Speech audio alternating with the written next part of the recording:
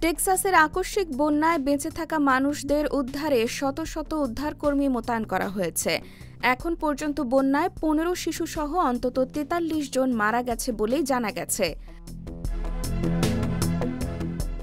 Core কাউন্টির sheriff Larry লেইথা বলেছেন, প্রত্যেককে না পাওয়া পর্যন্ত কাজ চলমান আছে ও চলবে। অন্যান্য কাউন্টি কর্মকর্তারা জানান, নদীর কাছে ক্রিশ্চিয়ান ইউথ ক্যাম্প থেকে নিখোঁজ হওয়া 27টি শিশুকে এখনো পাওয়া যায়নি। কিছু অভিভাবক সামাজিক মাধ্যমে বার্তা দিয়ে তাদের শিশুদের মৃত্যুর খবর নিশ্চিত করেছেন। এখন পর্যন্ত 850 জনকে উদ্ধার করা হয়েছে বলে কর্মকর্তারা জানিয়েছেন। শনিবার এক সংবাদ সম্মেলনে টেক্সাসের গভর্নর গ্রেগ অ্যাবট জানান, উদ্ধার অভিযান আরও জোরদার করতে তিনি একটি দুর্যোগ ঘোষণাপত্রে স্বাক্ষর করেছেন। এছাড়া তিনি আরও জানান, কর্মকর্তারা এ ঘটনার শিকার প্রতিটি ব্যক্তির অবস্থান খুঁজে পেতে বিরামহীন কাজ করে যাবেন।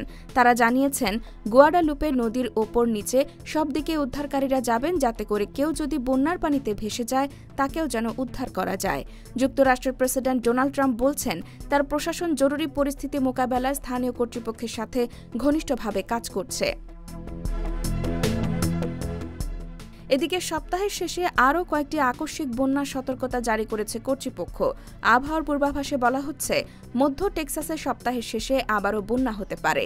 এতে করে 5 থেকে 12 সেন্টিমিটার পর্যন্ত বৃষ্টিপাত হতে পারে বলে আভাস দেওয়া হয়েছে।